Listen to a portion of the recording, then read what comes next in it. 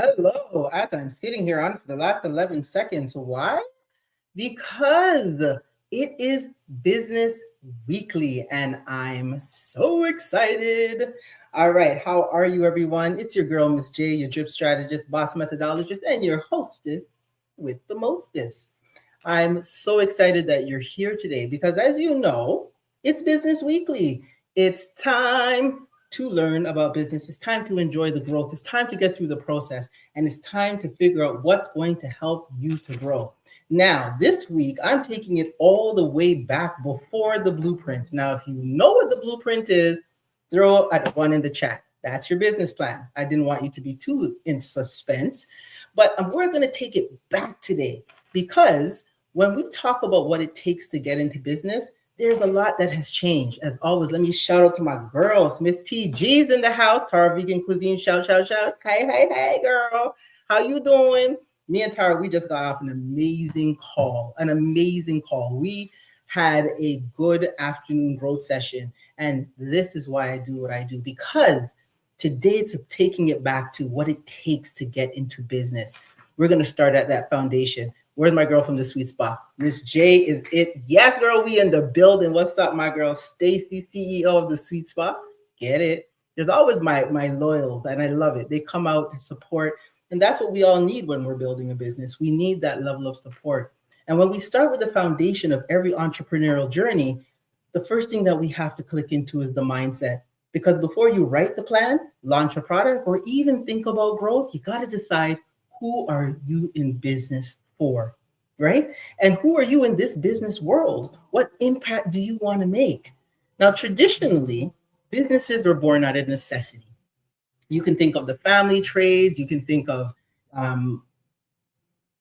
farming, craftsmanship, think about it, or just survival, right? They had to live, they had to figure out what they needed to do in order to survive. And most of that turned into generations. Most of that turned into legacy because it was tied to your name. The business was tied to their reputation. It was tied to their community. But today, I'm going to say this again. Today, business is so much more about innovation. It's about the identity. It's about making a living. It's about thriving. It's about helping more and more people. So when we say what it takes to start a business, the first part of my 3-part series is going to be from idea to identity, shaping the entrepreneurial mindset. So let's talk about how to shape the mindset. Let's talk about the past. Let's talk about the present. And let's talk about the future. Now, as you know, I always like to give you a little bit of a context before we jump into our guests and having a real deep conversation. And this time is no different. Now, we talk about the traditional entrepreneurial mindset, and that's really rooted in survival and family trade. So we talked about it. A farmer usually, passes down the farm to their child and it go down, etc. They pass on knowledge, how to run the farm, how to, keep it abreast, how to do the sales, how to make the operations happen, even down to the marketing. It may not have been as complex as it is today, but they had communities that supported businesses based on trust and face-to-face relationships. Now, these were some of the traditional entrepreneurial mindsets. These are things that people thought about. These are the things that people woke up and did on a day-to-day basis. It was about that handshake at your local barbershop or your local grocery store, right? It was about everybody in the community knowing what each other did. It was about bartering. It was about enhancing, and it was about impressing on the fact that there were services that were needed. How does that go for today? Well, let's talk about the modern entrepreneurial mindset. These are more driven by problem solving, innovation, and opportunity. Now, if you are just getting into the goal of business, and I've been in business for well over 30 years, so I can talk a little bit. I mean, yes, I still do look 25, so let's just stay on that. But when I started a business, I saw a problem. I saw ways that I could do things better. I saw opportunities. And we know that anyone could start a business right now because the barriers are lower. Back in the day, it was based on knowledge. It was based on skill. It was based on capacity. And more importantly, it was based on dollars. Could you afford to start a business? Could you afford to be in the yellow pages? Could you afford to put an ad out? Could you afford the capital it took to start your inventory? And the banks weren't giving up money as readily. Why? Because you had to prove that your concept was good. You had to prove that you could make money. And back in those days, there was the giants, the ones who took over the market, and they had the biggest market share. And so many people couldn't compete because they didn't have the capital. But this day and age now, you can flick a screen, you can scroll, you can post, you can reel, you can do all these fangle dangle things that make magic happen for your business, but the competition goes up. So where we save is where we spend. I'm going to put it that way, right? Because now more and more people who have a creative idea or a flow has the ability to start a business. Also, too, in the modern day world, success requires what? Resilience. Okay, that's part of my drip strategy. If you don't know it, get to it. D, drive. R, resilience. I, innovation. P, progression. Okay, and so being successful today requires resilience. We got to take in the nose. We got to embrace, I'm not interested. We have to embrace how to serve people, sometimes in more than one way, because there are issues. Oh my God, this here is just doing the most today. All right. And there's that thing that I truly believe in, continuous learning. To me, everything that you do in life, there's the opportunity to grow. And I don't believe that anyone knows everything. I know I personally have set the bar for my clients to understand that continuous learning leads to excellence. And you can and will, if you keep an open mind, achieve the things that sometimes people think they can achieve. And so you have to really take a moment and ask yourself, do I think like a survivor or do I think like a strategist? The truth is you need both. The grit to push through challenges and the vision to innovate and scale your business. But if you're living on the survivor side in this day and age on business, you're not going to last too long because the competition is higher. And so when you think through this whole concept, you have to think through the philosophy that I use, that I just talked about, the drip philosophy. And I want you to really kind of take in how each part of my philosophy applies to the entrepreneurial mindset. So oops, sorry, not supposed to be there. So we can take this down for a second, Mr. T. I love working with my producer. He's the best. All right. So let's talk about drive. This is the inner fire to move from idea to action. Historically, it was putting food on the table, but now it's about building legacy and impact. More and more people that I'm meeting, especially women, are really, really looking at fundamentally growing generational wealth. Are you that person? If you're online, put a 1 in the chat, put a yes in the chat. Tell me what you're trying to do for your family. Tell me what you're trying to do for your legacy. And so you have to have the drive. That's taking something from here, putting it on here, and then executing it, making sure it comes to life. Now, the R really stands around resilience, and that's bouncing back when plans don't go as expected. How many of you started a business and then realized that, shoot, this is harder than it looked? When I had this dream, God gave me the dream, or I woke up and had an aha moment. Like, I hear all these stories, and then all of a sudden, 6 weeks, 6 months into the game, they're like, yo, Miss J, I don't know about this. I don't know about this. But think about what entrepreneurs have gone through. Entrepreneurs face drought. They face wars, economic depression. That was back in the day. Today, we face algorithms, automation, fast-moving trends. By the time you learn something else has popped up, and we see that. And so what do we have to do? We have to turn on the innovation. Now, back then, innovation just meant finding new farming tools or a better trade route, right? Let's change it up a little bit. But today, it's about leveraging AI. It's about leveraging digital platforms and creative problem solving. Nothing is ever done the same way. And so it, again, gives us latitude to be super creative and to try and do new things. And that's the level of innovation that you need to start thinking about in terms of your business. Last up, I'm going to wrap with progression. This is where commitment to grow over time. You can't just be chasing the quick wins. Think of a farmer. He had to plant hundreds and hundreds of seeds to get a crop, but he had to wait sometimes a whole season for that crop to come in. And then he sowed what he reaped, right? Or reaped what he sowed. and then he went and sold it. Right? That to me has never changed then or now. We have to be patient. We have to be able to be persistent, and we have to fuel our progression by understanding that it takes time to grow anything. And in business is no different. Okay. Now you're going to get those quick wins. You're going to get those quick wins. But building something sustainable and scalable takes time. Are you with me? Welcome to Love Bay Afrobeat Music Talk Radio. I'm glad you are here. If you haven't subscribed, hit the subscribe button and make sure you're following us on Love Bay. Make sure you get on my page as well. I don't post often, but when I post, it's intentional. So follow me at Empire by Design _ and let's get together and let's talk about how we are going to take the mindsets and take all the things that you want to do and get it off the ground. All right, this is an engagement moment for all my listeners. Ask yourself, which of the drip traits, drive, resilience, innovation, or progression, do you already have? And which one do you need to strengthen before you step into business? Throw it in the chat. Let me know. Which one do you already have, and which one do you have to strengthen before we step into building your empire? Well, I'm excited to have this conversation because today's guest is a fellow entrepreneur who's walking the same path and who's turned an idea into an identity. And we're going to be diving deep into the mindset over the next few shows because we're going to break it down. We're going to slow it down. We're going to have these deep conversations. We're going to let you ask us the questions. So in between any show, email info@empirebydesign.ca, any question that you have, and I'm going to bring it onto the show.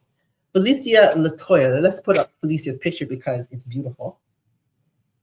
Phyllicia Latoya is the CEO of Thrive Wellness and a purpose-driven architect of whole person health. She turns big interconnected ideas like the 8 dimensions of wellness and themes of life, love, and liberty into practical step-by-step systems anyone can follow. Grounded in science, innovation, and what she calls the School of Hard Knocks, she's personally navigated physical, intellectual, emotional, spiritual, social, and environmental, financial, and vocational challenges. Formerly CEO of Love Lessons Library, Inc., she now helps people move from sad, stuck, I didn't say, almost said suck, sad, stuck, or struggling to balance, purpose, and lasting happiness. Please welcome Phyllicia Latoya to the show. Hey, hi. Lady, how are you? Yes. Yes, honey. How you doing today? I'm great. How are you? I am amazing. You know, there's an old thing that I like to say, I am blessed and unstoppable, right? I love that. It's just opening my wings and spreading them and sometimes letting God take the wind, the way. Girl, I am here, 7 o'clock every Thursday right here on Love Bay Afrobeat Music Talk Radio, talking to beautiful people like you. Now, that was my 10-year introduction. How are you doing? I am blessed and beautiful and happy and everything else in between. I love it. You are just shining, honey, here all the way down, top to bottom. Yes, honey, serving some of that fullness. I love it. Let's jump in. Let's have this conversation. Now, I chose Phyllicia for a 3-part series because if I tell you a woman full of knowledge, it would be this one. And you know what? We go way, way back, but I love it when we get to reconnect. It's been years, almost decades that we've seen and heard each other. And when we got on a call actually to talk about some business, and I said to her, you know, just listening to her growth and listening to your, you know, just where you've come and how far you've come. It was so refreshing to reconnect, and I'm so happy that we're back together and we're doing the damn thing. All right. So let's talk a little bit about your origins. Let's talk about when you first had your business idea. What mindset shifts did you have to do to take it seriously? Well, you know, back in the day, because as you said, it's been a while. And I remember we were like grinding, doing different things together, always in this and always in that, and had a big dream and building that empire. Like it's been consistent for a long, long time. And, you know, when in the beginning it was, okay, I had to make the choice and had to consciously and intentionally continue to make that choice every day because I wanted to sleep in. I wanted to hang out. I wanted to chill. But I was like, no, I've got something bigger, better. I have a dream I'm trying to push towards, you know? But as like the time has progressed and decades kind of fell back, I'm like, wait, mindset isn't enough.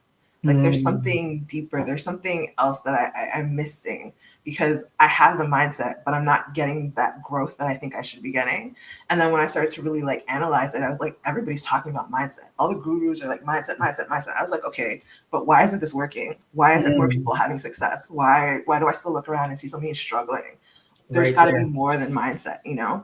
And so that's when I kind of really started to take a good hard look at wellness on a whole, like, okay. And that's when I really started to research that whole 8 dimensions of wellness, which, you know, it's not wellness. I'm sorry. I didn't ask if I could do plugs, but there's probably going to be a lot of them. But everything is wellness in my book these days. So just a heads up, love y'all.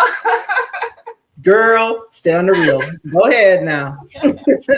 You know, but yeah, with the 8 dimensions of wellness, it's like, okay, well, even though I have the mindset and I'm there and I'm pushing it, it's like if my environment isn't supporting me, it's pulling me away from that dream, that mindset. If I have like a social wellness situation and I don't have people around me who can help me thrive and, you know, are actually giving me life, then I can have that mindset all I want, but I'm still being pulled in a different direction. So by having these different, like looking at wellness as a whole and really taking in these 8 different dimensions, it's like, okay, once I pull this together and I'm at least, you know, not necessarily like 100% all of them, but I'm at least, you know, that 70, 80%, you can actually move forward with so much more ease because you know who you are, what you're about, you know, your environment, the people that's surrounding you. It's not just mindset. It's like everything else kind of wrapped up in this beautiful bowl. So yes, that's my 2 cents on that. Hey girl, you turned that into $5 and I'm here for it, honey. Spend those coins. Spend those coins. What's this, please? It's Phyllicia. Let me tell you, it's definitely that. You know, when I first started business, I didn't think it was a business. I didn't understand it. I just understood I needed to make money. I saw opportunity. And so a lot of the times, you know, when we think about businesses back then, it wasn't, especially in our communities, it wasn't highlighted as start your own business, become an entrepreneur. It was get a job, do a good resume, go to school and get married and have kids. And so I love the fact that you saw some opportunity to turn. And, you know, when we kind of think about, like, if you're starting a business, you know, there's a lot of things that you don't have to consider. You just have to have that inspiration. You know, a lot of people, they overthink starting a business. It's like, just feel inspired. Just that's the first thing you got to do. You got to feel, you got to see something. You got to kind of have that superhero syndrome in a way where you see something that needs to fix and you want to make sure that, you know, you take care of that situation. If we think about the tradition versus today, if we think about that from your perspective, how do you think that starting a business now compares to how our parents or our grandparents approached starting a business? Well, in a couple ways. So back in the day, everything was kind of like local. It was physical. Like you only had your perimeter. So all of your neighbors knew you had a business. Everybody in your vicinity, like it was just really like hands-on, boots on the ground kind of thing. And you still need that today, but because you can be at your computer and it's international, you can literally be here in North America and hit Africa and hit Asia and hit other parts of the world. Even in different time zones, it like opens that door into like a whole new world sort of thing. And so having a business, back in the day also, earlier you talked about it being like a necessity or being like a trades kind of skill or being something that was passed down from generation to generation. And I feel like even now, a lot of that is still there in certain circles. But if you already have like a successful business and your family's kind of into that, you notice that it still kind of goes with the family. But being that we're in the community and we don't necessarily have those references and those examples, we kind of grind in a different way entirely. And so because of that shift as well, you know, it's like we're now trying to build that for our families. Because it's like everything I'm doing, I want my children and my children's children and my children's children to be able to benefit from the hard work and stuff that we're putting in now, right? So I don't want to completely dismiss it, but at the same time, it's like, okay, it's still a vital part that we should be considering. It's the evolution. It's definitely different. Yeah. It's the evolution. It's the evolution. Like when we think about what our parents did, we didn't see, how can I put it this way? It's almost like they sold at the market, but they never saw a mall. They sold at the market, but never saw a franchise. They sold at the market, Right. but they never saw the opportunity to license or expand. It was, Mhm. it was almost like, and I'm going to speak for just my culture, like what I grew up in. It was almost like it became a job that paid you. Yeah. You know what I mean? Like you just got Yeah. up and you went and did it, and then you came home Mhm. and you lived life. There was no marketing expansion talk. There was no scaling the business. It was just like, oh, more people are buying. Okay, I'm gonna make more. And they didn't even realize that if they had the appropriate marketing strategy, that they could today be owning multi-million-dollar legacy businesses. It's true. You know what I It's mean? true. And I even like to look at it. Well, I kind of like to separate business owner from entrepreneur. It's Mm. like business owners follow the system. They just kind of have an idea or have a concept and they just kind of plug in and get it done. Entrepreneurs are the ones that kind of make those systems. They're I the ones agree. that'll be up all hours of the day and night. They'll be like, okay, well, whatever this problem is, there's a gap. Let's find a way to make it happen. They're innovative, like that sort of thing. But it's like, Uh-huh. I almost feel like we have to put that separation between the two because the Yes. way we talk to business owners isn't the way we talk to entrepreneurs and vice versa. So it's like if you're in that business owner space, then there's a certain way that you should show up because you're following a system. You have to plug in, you have to trust the process. If you're an Mm-hmm. entrepreneur, then it's like, okay, the process is there, you see it, you respect it, but you know that there's something else that's kind of knocking at you that you got to figure out and behind the scenes too, right? So Yeah. it's And like seeing I it think that was a difference. Yeah. and seeing the difference, seeing the growth, seeing the opportunity, right? Yeah. Like, I mean, I consider myself an entrepreneur because I'm always looking at how I can shapeshift something, right? Me too. Yeah. Entrepreneurs, right? We have a Yeah. tendency to say Yeah. that was good, but we can make it better, Better. right? Whereas to me, a business owner, to your point, and I agree 100%. I think when people say I'm a business owner, they don't realize, no, you're actually a business operator, right? Because there's 4 levels to this game. There's the operation, then there's the management, and then there's the leadership, and then there's the ownership. And people to me get the O's mixed up. They walk around, I'm a boss, but girl, you still got to get up and post your own social media. Stop talking. You know what I'm saying? I get to be a boss. I'm working my way there. I'm gonna be real. Yeah. I was a boss at work, so I understand the difference between being a boss and bossing in your business. Yeah. The biggest Different things. Yeah. different things. Like when I came into full-time entrepreneurship, like don't have no paycheck coming through come Thursday at 4 o'clock in the morning. Let me tell you what me learned. I had everything I had to do. And I was spoiled. I had a beautiful job that had me assistants, full-time staff, part-time staff, committees. Like I just walked into the room and said, okay, this is what we're gonna do. And there was a whole bunch of people to execute it, right? I got spoiled. Yeah. I came and tried that, and my family told me, no uncertain terms, to go in the office and do it yourself. No. Right? So yeah, and even now, like back in the day, you were just expected to help. If mom owned a local store, right? Yeah. Like I was expected to come downstairs and help unbraid here and braid out ends for my mom's hair business. But that was the expectation, right? Yeah. And now, let me tell my children come braid out my hair. They tell me about myself. You know what I mean? It's just different. It's just different. It's just different. I kid you not. It's just different. Let's talk about identity. Let's talk about identity. Let's talk about how important a personal branding or owning your unique identity been in building your business.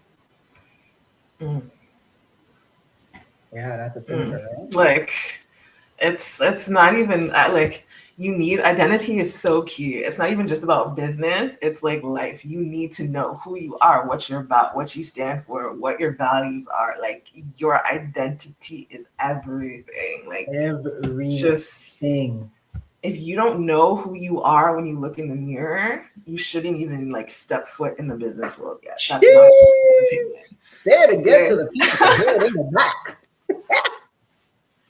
Because like it hurts sometimes to see, and I'm just like, especially my heart identity is so important. It's one of those, right? You just like, Jesus, take the wheel. Take the wheel. Oh my goodness. It just, and I mean, I've been there. I've just kind of been, okay, I'm like, I have this idea and I want to run in this direction and I like this and I want to do this, or, and you're kind of all over the place. But until you sink down and you're like, okay, who am I? What's my purpose? What am I called to? Until you get that alignment, it's like everything else is just learning experiences, That's it. But when you step into the fulfillment of who you are, it's a game changer. Like you just show up differently. You're more confident. You just, no matter what happens, it's like water off your back. It's like, so what? I know who I am. You don't like it? That's okay. I'm gonna go find somebody who does. On that. Who am I? The girl them lover. Right. He knew his identity. He knew where I was at. Talk to me. That's true. That's time, don't. Because if you really, if you think about it, you're hitting it on the money. As long as I've been in business, this business that I'm doing now, it took me a while to really frame my coaching, right? It was easy in basketball. I was a coach. I understood, the defensive strategies, offensive strategies. I could coach high performance players, the whole nine. It was easy in art. I could raise dancers. I could teach singers. I can manage artists like nobody's business, high performance.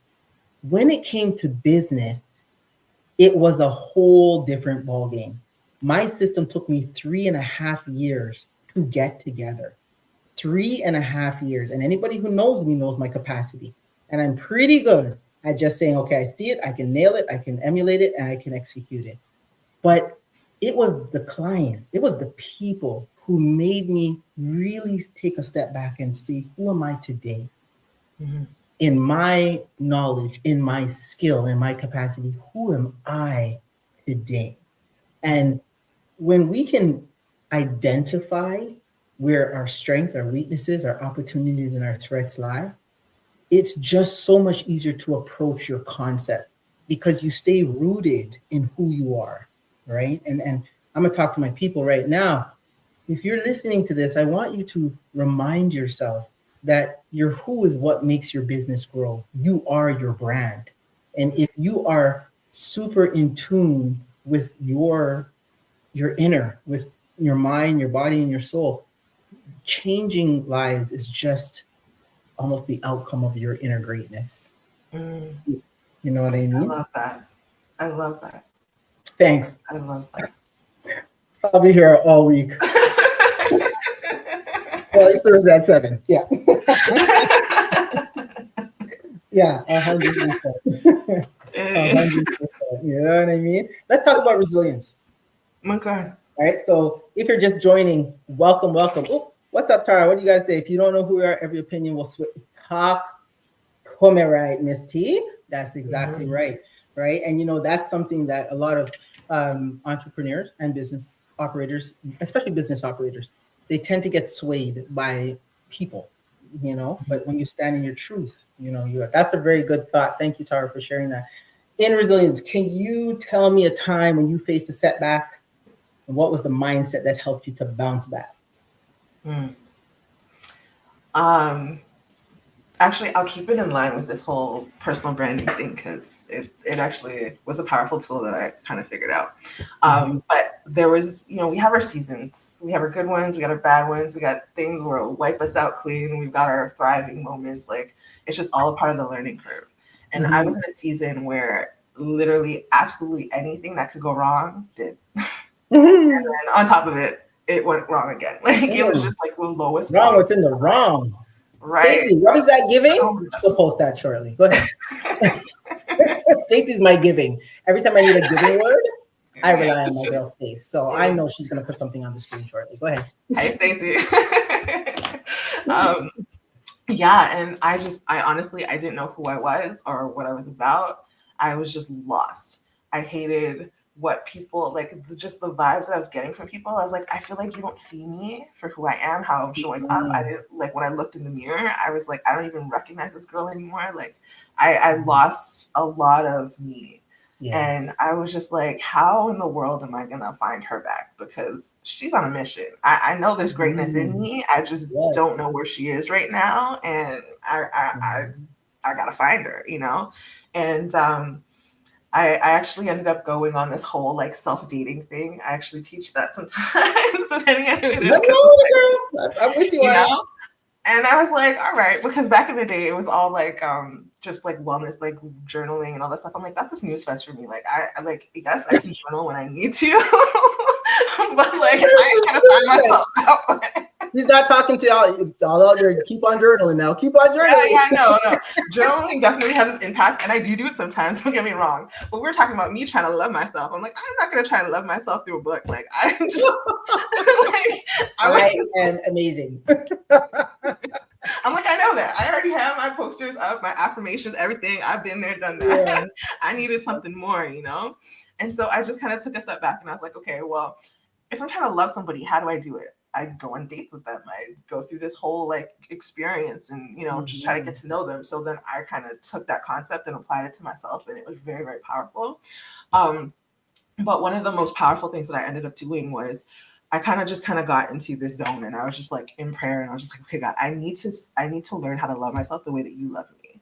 And then I need you now to show me who that girl is. Just show me.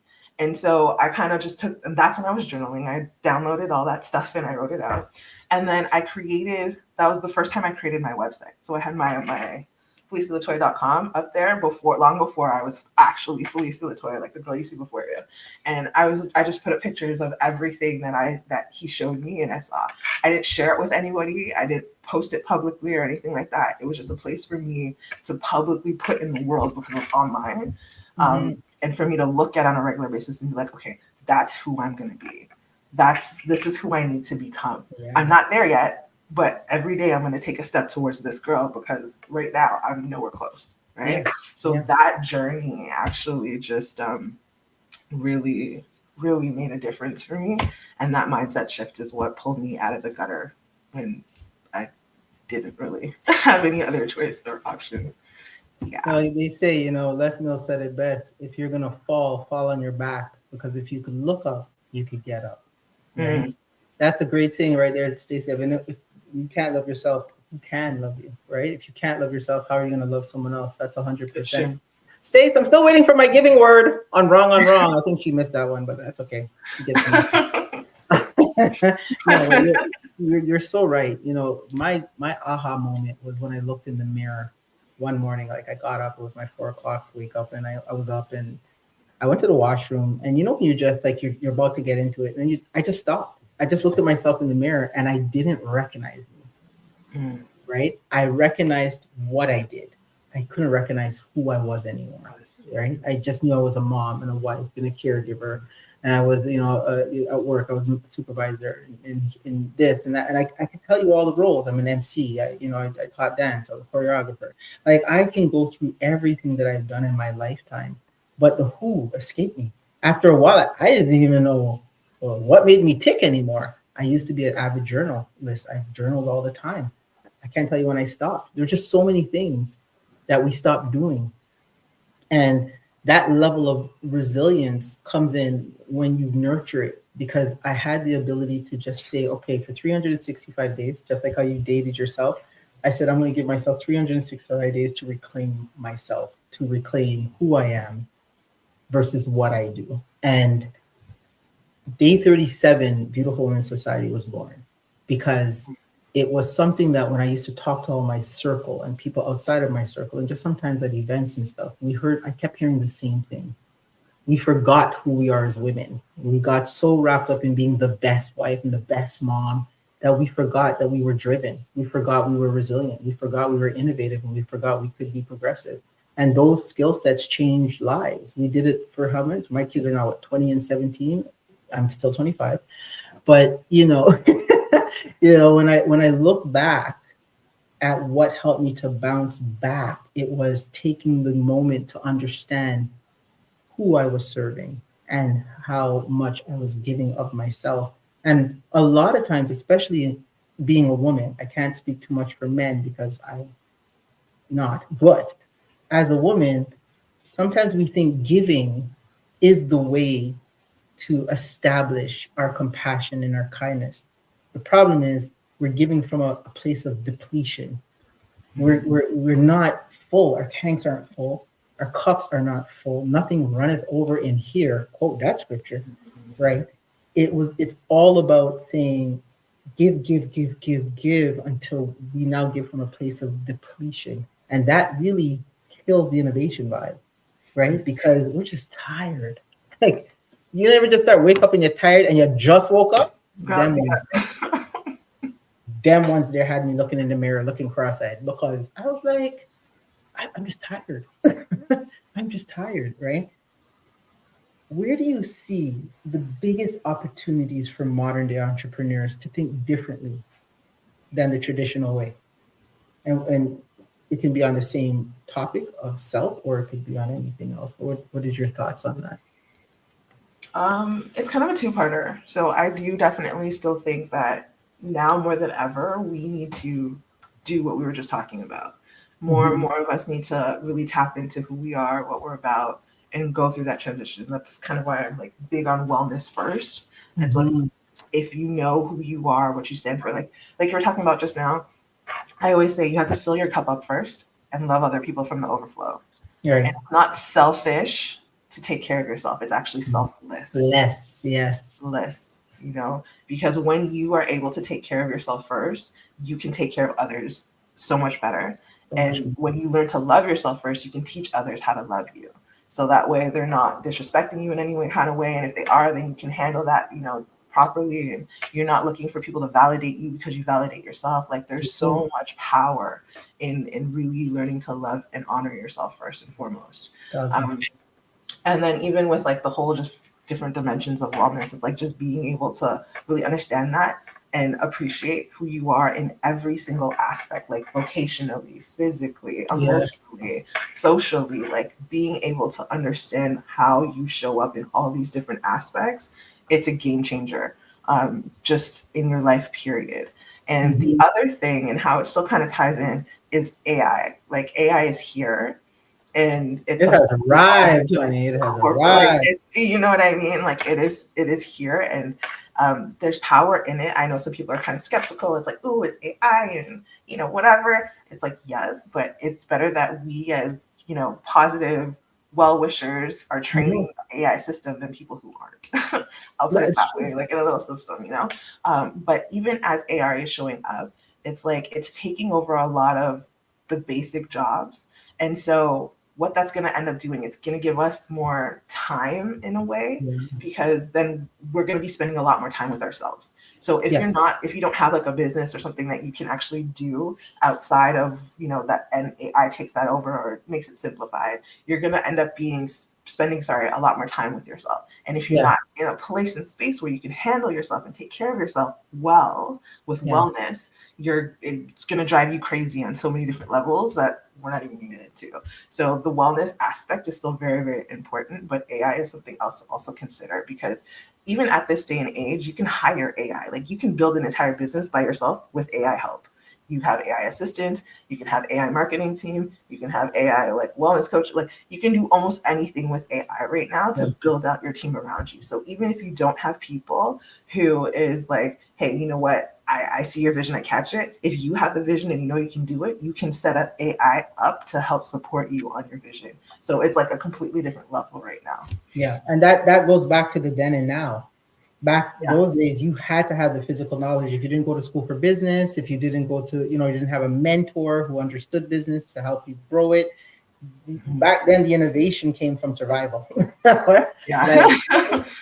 The innovation came from survival. It was like, hey, listen, I need to feed my kids, so I got to figure out how to, do what I got to do. My parents were I don't think they're entrepreneurs. I think I had how can I put it? It wasn't formal, but my parents were very driven. Like my dad was he worked a full-time job, but he was a DJ. So DJed weddings and parties and stuff like that. My mom, she worked and still braided here, but she stayed home because, it was important that she raised her 4 children.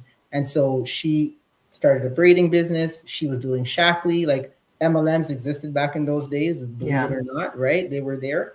And the way they were innovative to feed 4 growing children in a house of 6, and we lived in metro housing, so it wasn't like I left with a big gold or silver spoon in my mouth. You know what I mean? It was all there.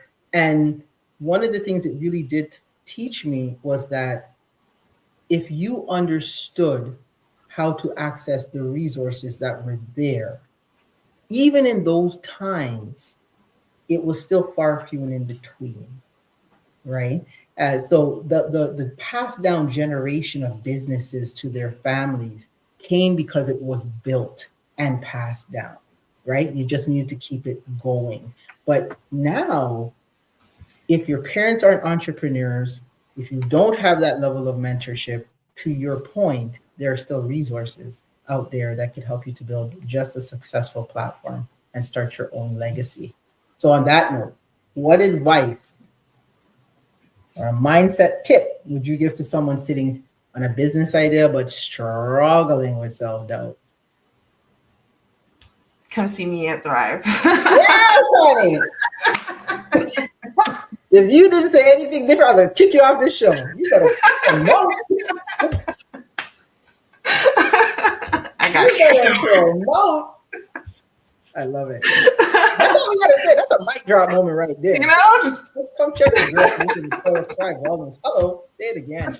That's what it is. It's help. It is help. AI is great, but if you got prompted, it's gonna give you what you put in. And if you, it still starts here. It still starts here. I'm a big proponent of big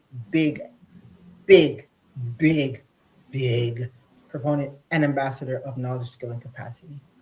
You don't have it, it's hard to grow anything, right? You gotta recognize what you don't know so you can learn. And the more you learn about your concept, the more you have on your idea, feed it into AI and let it help you shape it. But you gotta have something. You can't be just putting it like, I wanna be rich, and it's gonna come out with a spectacular 10-year plan. Even AI is gonna be like, so what you trying to do, hon? What you trying to do, bro? Come on now. You know what I mean? So like, you love AI, but guys, it still takes you. It still takes you. Yeah. It still takes you. I want to thank you so much, Phyllicia. This is part 1 of our 3-part series. My producer is making fun of me, telling me that we're going to be here for 5 years because we have 15 parts. Yes! Yes, we will be. If it needs to be. We are here to help the people. So if you're just tuning into Love Day, Afrobeat Music Talk Radio, you're sitting down with my girl, Phyllicia Latoya. Listen, just made a name. It's almost as nice as Chrisana Shea. Oh my God. Hey. Both you on the show at the same time, so I can just say your names. Sitting here with my girl, Phyllicia. We are here chopping it up on a 3-part series on business, what it was then and what it is now. And if you are, no matter how old you are, get started. Phyllicia, I'm going to see you in the green room soon. I'm just going to wrap up this show. Thank you so much. And definitely next week, we're back on, correct? Yes. Thank you so much for having me. It's always a pleasure. Always a pleasure. Next week, bring some drinks because we're going to chop it up. Hey.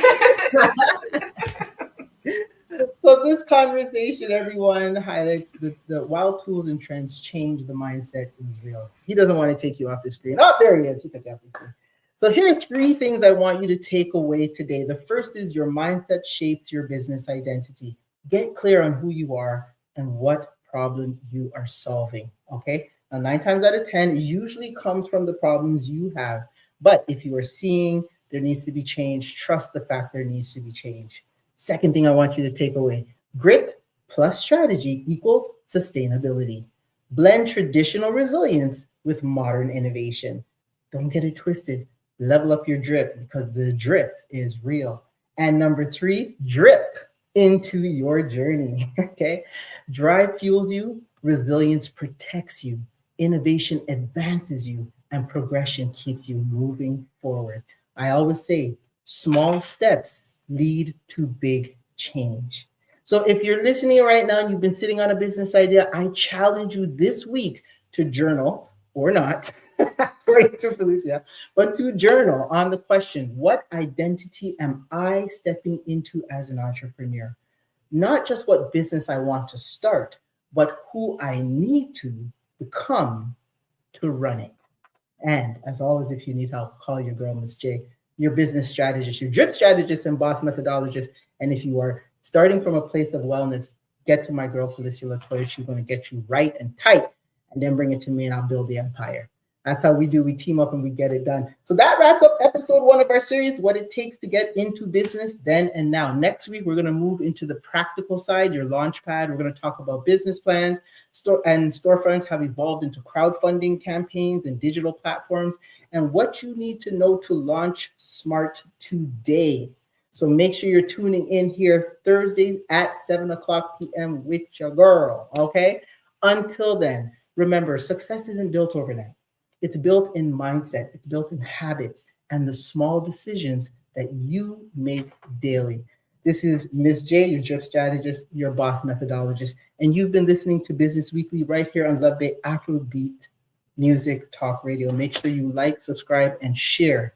The best way you can help somebody is to give them the gift of knowledge, which means show up next week at 7 o'clock p.m. Let's build something legendary. And as always, keep your head in the skies, spread your wings, and let's fly. Have a good one.